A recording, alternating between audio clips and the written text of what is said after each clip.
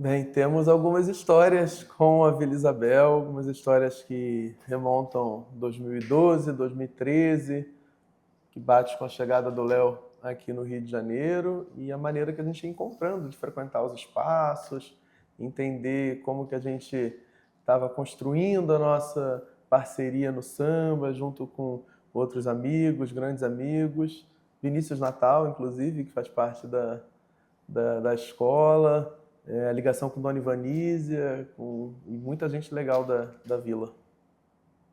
É interessante pensar que a gente frequentava muito a quadra da vila, os ensaios de rua, era um destino certo. Sempre. Então, muitas vezes a gente estava em dúvida no grupo de amigos, o que a gente vai fazer, para qual samba a gente vai, e a gente sempre acabava no boulevard, na quadra. Sempre teve uma final, eu não lembro qual ano que foi, que a gente saiu da Mocidade, uma semifinal da Mocidade, passamos na Mangueira e a gente terminou e falou, vamos pra Vila. Foi Então o final foi 2016, era o 2016. Pai Arraia. Mas eu lembro muito do pré-carnaval, do Festa no Arraiá, que eu acredito que foi o mais intenso, porque a gente foi em muitos ensaios e participava das torcidas. Sim, verdade. Torcida de samba. Acompanhava todo aquele processo de escolha de samba, até o desfile das campeãs, que a gente participou e deu um jeito de participar daquela apresentação tão importante da vila. Essa é uma história legal, porque eu queria muito ter desfilado no desfile oficial, mas a correria fez com que eu me perdesse no tempo e não consegui me inscrever em nenhuma ala de comunidade. E eu sempre falava, vou me inscrever na ala de comunidade para ser na vila, vou desfilar na vila. Porque a final foi um espetáculo, né? A final foi algo surreal, a escola saindo pro Boulevard ali já de manhã e as pessoas subindo nas casas com os bandeirões, subindo na igreja com o bandeirão. Então o clima em Vila Isabel já estava espetacular, né? Já estava uma coisa incrível. E o Léo repetia, quero me inscrever em ala, quero me inscrever em ala. Mas aí as inscrições já estavam esgotadas. Esgotadas. E eu falei, não, vai que aparece alguma coisa aí de última hora. Acabou não aparecendo, até porque a gente estava muito atolado no trabalho. Era muita na coisa. Comissão de Carnaval da Mocidade Unida de Santa Marta, lá no último grupo. Até que chega o dia do desfile oficial, segunda-feira de Carnaval. Nós estávamos na arquibancada do setor 10. Passa a vila, aquele desfile maravilhoso, cravei, a vila vai ser campeã. E todo mundo estava falando, aquela euforia. Na saída, na entrada do metrô da Praça 11, tinha esse pedaço de fantasia abandonado. Tava lá, caído, olhando para mim. Eu olhei para aquela gola, era uma gola enorme com capim em volta verde, uma nuvem de acetato. E aí eu falei, eu vou levar para casa. Eu falei, não é possível. E vou desfilar nas campeãs. Aí o Rafael Gonçalves, que estava com a gente, que tinha trabalhado no Barracão, que era aquele programa de estágio da Escola de Belas Artes, Sim. Ele falou, mas essa roupa tá incompleta, porque tá faltando a cabeça, a malha, o sapato. Falei, não tem problema, vou levar, vou dar um jeito e vou participar você não vai conseguir, das campeãs. Vai ser impossível isso. Levamos a roupa no metrô, na quarta-feira a Vila foi campeã, e aí quinta e sexta foi o dia de ir ao refazer Saara, a roupa. Ir ao comprar Saara, os materiais comprar macarrão todos. de piscina, cortar o macarrão, pintar, para confeccionar o chapéu. Um coquinho. Providenciar a malha e o sapato. É. E aí a gente ficava assistindo na TV para entender qual era a posição daquela fantasia no desfile. Era um grupo performático, Semente Germinando, o nome. Como era o sapato? A gente não conseguia... Eu lembro que ficava essa dúvida. Se era bota mais escuro, ou se era sapatilha. E se era mais escuro ou mais claro. Aí a gente fez duas opções e falei, lá na hora... Ver qual vai ser. Ver qual vai ser. E aí foi isso. Quando chegou na hora, o Vinícius Natal saiu na bateria, tocava tamborim na bateria da vila, com aquela fantasia de espantalho. Sim. Inclusive, depois ficou na minha casa. Eu levei o saco da por fantasia. Alguns anos. Ficou alguns anos essa fantasia lá em casa. Essa fantasia é um paletó da bateria, um paletó de show Ah, é verdade. da bateria. Chegamos lá, eu encontrei o grupo, fiz a maquiagem, ninguém percebeu que a cabeça era nova, A malha porque também ficou tinha sido igual, a malha ficou igual, o sapato ficou um pouco diferente. Mas aí era campeã, não tinha esse aí problema. passou tranquilamente. Passou e assim deu para participar daquele momento tão especial. Foi maravilhoso o desfilaço. Eu não tive a fantasia, comprei meu bom ingresso do setor 12, fui para lá assistir e no final encontrei todo mundo ali na apoteose.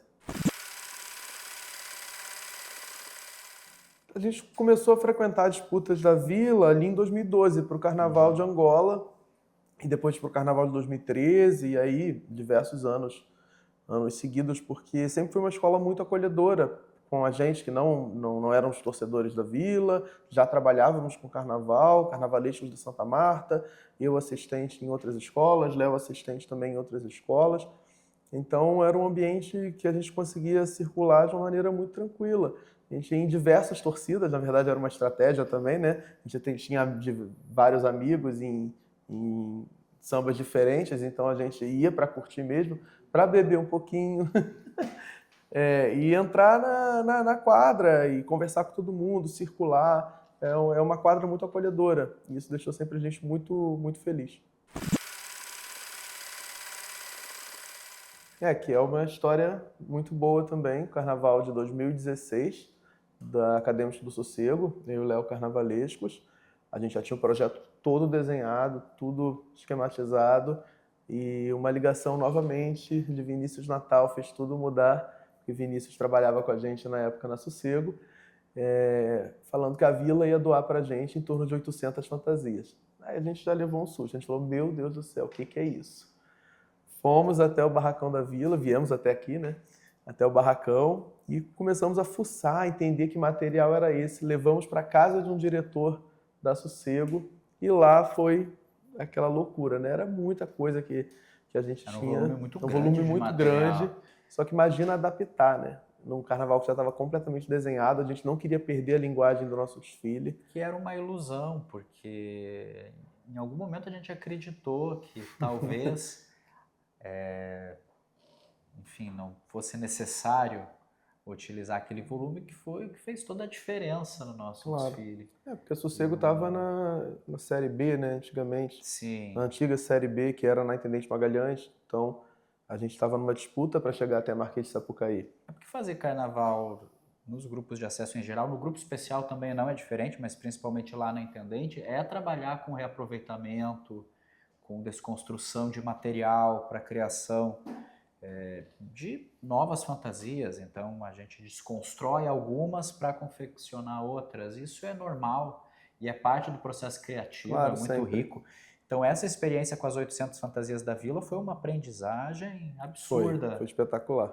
E nós conseguimos manter a narrativa original, todas as fantasias, a gente só perdeu uma a história ala, sendo contada. Só uma ala que a gente eliminou. Brincando, né, manipulando as peças de roupas. Então, às vezes, isso foi incrível. Uma capa virava outra coisa, virava saia, uma saia virava capa. Não, e trocando de fantasias, uma mesma roupa, essa cabeça vinha para cá, a saia ia para outra ala. Era um e a gente ia mesclando tudo. E fazer um protótipo em cada ateliê, porque eram 11 ateliês, e aí tinha que confeccionar um protótipo novo em cada um desses lugares. Mas eu acho que esse aprendizado, dentro dessa lógica de fazer carnaval, muito a partir da desconstrução mesmo, do trabalho com materiais reaproveitados, isso é muito importante para... Muita gente fala que a Universidade do Carnaval é a Intendente Magalhães. É entender essa forma de você reaproveitar fantasias, de reaproveitar materiais de alegorias, ou mesmo quando você não tem a possibilidade de reaproveitar, mas de tentar fazer algo novo com materiais que você às vezes não vê normalmente sendo utilizados no carnaval, que às vezes são mais baratos. Buscar soluções plásticas, soluções artísticas de efeito, porque a gente sabe o quanto a avenida ela tem uma dimensão gigantesca, macro, com recursos talvez não os mais escassos. Às vezes você está com recursos mais escassos, mas você busca soluções que você vai ver que elas podem causar um efeito tão incrível quanto você teria num material um pouco mais caro. Eu sei que naquele momento as fantasias da Vila Isabel Ajudaram foram muito. fundamentais para a execução daquele projeto. Ajudaram demais e foram essenciais para a gente foi campeão, para a gente buscar o campeonato. Não só fantasias, né, mas depois foi sobrando alguns materiais no barracão que a gente conseguiu também levar, como algumas esculturas, alguns adereços para alegoria. Então a gente estava sempre buscando construir o carnaval da maneira que a gente conseguisse e a Vila ajudou sempre bastante a gente. Lembrei agora, né, que uma história também que me conecta com a Vila, porque foi nesse barracão que eu entrevistei a Rosa Magalhães. Ah, verdade. Para minha pesquisa de mestrado, A na única época, entrevista que... foi a única entrevista, mas assim, uma entrevista com a Rosa, né? Pois é. Extrair ali histórias da Rosa era sempre um desafio, porque Ela a não Rosa falava. desviava das perguntas. E aí eu cheguei tremendo ali, tão ansioso, admirando a mestra com as perguntinhas no papel. Ela não respondeu nada, ela respondeu o que ela quis, fugiu de todas as respostas óbvias. E hoje eu percebo a genialidade disso, o quanto foi incrível aquele encontro na sala de criação dela, que ficava no térreo. Ela estava preparando o Festa no Arraiá, Angola estava sendo desmontado. Eu lembro que fiquei olhando para o carro do Imbondeiro, na Árvore da Vida, que era muito impressionante, que foi a alegoria daquele carnaval, todo mundo comentava aquele carro, tão sintético e poderoso. E a Rosa contou várias histórias e recebeu várias pessoas, inclusive algumas. Samuel Abrantes, professor da Escola de Belas Artes, que depois veio a se tornar um amigo e colaborador de diferentes desfiles, destaque de desfiles que a gente produziu. Foi um momento muito especial vivenciado no Barracão da Vila. Para o Léo foi um momento assim espetacular, né? Você está chegando no Rio, começando a pesquisar e conseguir uma conversa, uma entrevista com a Rosa. Se tem algo que nos une e que é fundamental para essa parceria, é gostar de samba, de carnaval, da cultura sambista em geral, não só da produção artística, porque é óbvio que a gente gosta de pensar, produzir, de criar, desenhar fantasias, carros alegóricos, desenvolver narrativas de enredo, mas a gente gosta da vivência disso, da quadra, da rua, dos desfiles. Desfilamos muitas vezes em diferentes escolas, e isso começou lá na primeira infância, cada um num lugar diferente.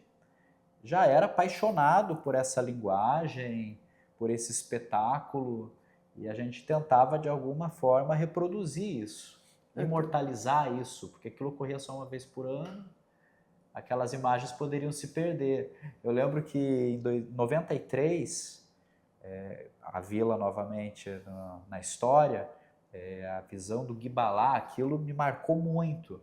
Os desfiles de 93 como um todo, mas eu lembro muito de algumas imagens do Guibalá, e aí automaticamente eu queria desenhar para registrar aqueles carros, aquelas fantasias, aquela memória, ou produzir as maquetes com utensílios de cozinha. Eu lembro que o escorredor de louça não podia ser utilizado durante os meses que antecediam o carnaval, porque ele virava um chassi no abre-alas. Você já fez mais cedo, né? Você já criou mais cedo essas mini escolas de samba, né? Mas eu gostava de utensílios de cozinha. Você gostava de Lego. Eu fazia com Lego e com lá caixa de Niterói sapato. As coisas eram mais gourmetizadas do que em Irati. Eu fazia, mas era caixa de sapato. Aí a minha mãe tem uma loja de materiais de casa e do lado dela tem a loja do primo dela que vendia materiais de festas. Então eu pegava papel de bala e fazia os costeiros dos bonequinhos. Aí botava todo mundo com papel de bala. Aí fazia tudo com papel crepom. Mas eu era um pouquinho mais velho já, e foi 2000, 2001, 2002, era já com a ideia de carnavalesco na cabeça, né? Tentando entender quem era que escolhia as coisas que iam para a avenida, quem que escolhia os materiais, entendia as formas das alegorias. Então já foi um pouco depois do Léo. O Léo já desde criança. Eu falei de 93, você falou de 2001, as pessoas vão achar que eu sou muito mais velho que você, o que não é verdade. São só 2 anos. 2 anos de diferença. Eu sou de 86... Eu sou de 88, ano do Campeonato da Vila. É que eu começo mais no carro, é verdade. É que eu começo mais na parte como componente das escolas, ala das crianças e tudo mais, que o Léo não tinha tanto acesso em Irati, apesar de ter algumas escolas na Irati. Sim. Mas eu já começo brincando de carnaval, entender o que era o carnavalesco, isso tudo só ali a partir de 2000 mesmo. Nossa Senhora Aparecida. Já Desfilei na Vizinha Faladeira, 2004. Nossa, isso eu não sabia. Nossa, Leonardo, bateria? Vizinha Faladeira. Era do Tamborim Sensação, não consegui o tamborim, né? Lógico, é dificílimo, fui pro chocalho. No chocalho meu pai não queria me trazer e eu perturbava ele, vai me levar, vai me levar. Era um enredo sobre a Bela Adormecida. E foi um ano maravilhoso, mas nunca mais consegui repetir, nunca mais consegui voltar. Mas adoro. Fui compositor da Cubango, compositor da Imperatriz. Nunca ganhei samba, mas estava lá na batalha. Fui pesquisador do Max, pesquisador do Alexandre Lousada, trabalhei como projetista do Lousada durante anos, outros carnavalescos também, que hoje são amigos, que a gente admira. Ala das crianças, ala coreografada, ala de comunidade 1, isso é importante, comunidade 1, a melhor ala de comunidade da escola. Então rodei, comissão de frente ainda não, Baiana, já saí de Baiana, na Intendente Magalhães. Então a gente, além de tudo, é folião. A gente tem a alegria de participar do carnaval e tá junto de tudo. Nosso processo criativo, ele não segue muitas regras, é muito baseado no diálogo, na troca. É impressionante como, ano após ano, as pessoas perguntam: mas quem é responsável por o que nessa criação? Quem cuida das alegorias, quem cuida das fantasias? Como se houvesse uma divisão desses quesitos, mas na verdade a nossa criação ela é integrada.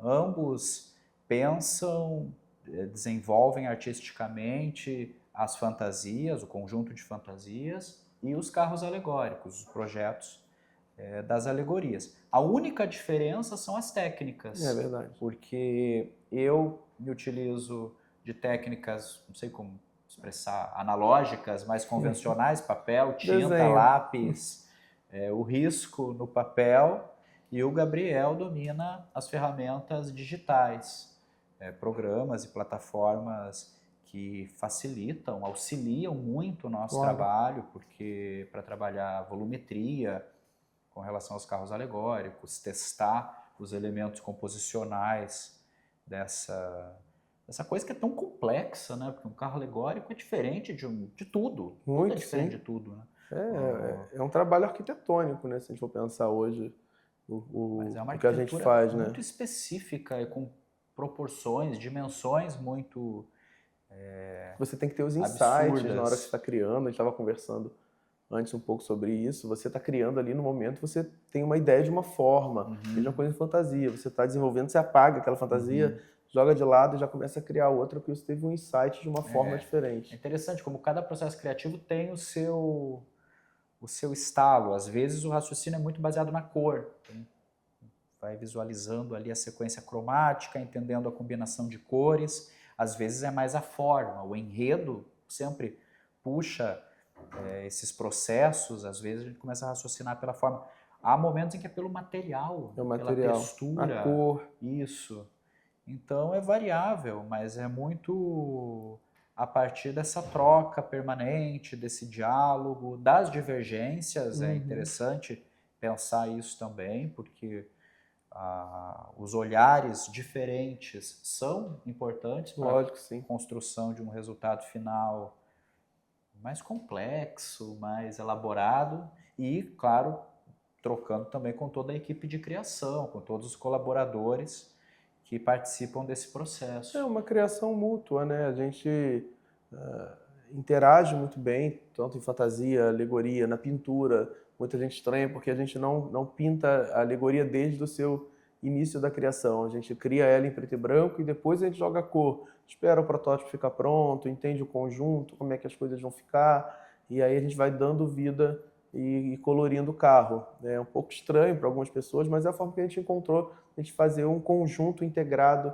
a todo o desfile, né? Tanto em fantasias e alegoria. Então isso tudo a gente vai discutindo, vai criando, vai pensando. A gente cria as formas das alegorias juntos, pensa as formas das fantasias juntos, as cores, os testes de cor, testes de material. Às vezes um material funciona, às vezes outro não, porque não deu caimento na costura, então a gente troca. Isso tudo é sempre muito conversado. Pequenas brigas que vão guiando também o trabalho, mas são necessárias. Pensar um enredo de escola de samba é sempre um exercício muito delicado, porque é o que estrutura toda essa narrativa complexa que uma escola canta na avenida. Esse enredo ele vai ser traduzido na visualidade, esse enredo ele vai ser traduzido no samba de enredo, que é o que estrutura tudo, que é o fundamento maior dessa apresentação, que não tem paralelo com nenhuma outra linguagem artística do mundo. Então é sempre um ponto sensível e por isso que a gente se debruça na pesquisa com muito cuidado, com muito carinho, tentando entender a identidade de cada agremiação, porque cada escola de samba possui o seu repertório, possui a sua memória, possui os seus afetos, uma espécie de mapa afetivo. E a gente só consegue compreender isso vivenciando a escola, conversando com a comunidade, entendendo essa memória, o que determinada escola gosta de cantar e por quê, o que marcou a trajetória dessa escola.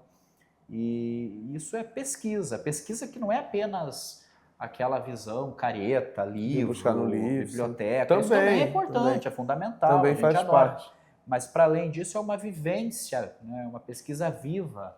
É essa pesquisa a partir da troca. O Vinícius Natal, pesquisador da Vila, que é, acima de tudo, um amigo e parceiro de sambas desde 2012, ele costuma utilizar dessa imagem da importância do barracão e das barraquinhas, desses espaços de troca que vão além da fábrica onde a visualidade é produzida. Porque, às vezes as melhores histórias não vão sair, né, naquele momento da conversa séria e tudo.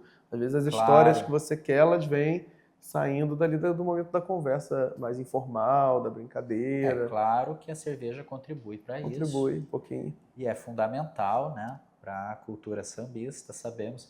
Então é importante a gente transitar, pisar ali devagarinho. Agora a gente vai ter as calçadas musicais, vou levar para pisar bastante, percorrer muito, conversando com toda a comunidade da vila, porque essa é uma característica especial da escola, a gente tem ouvido muito isso.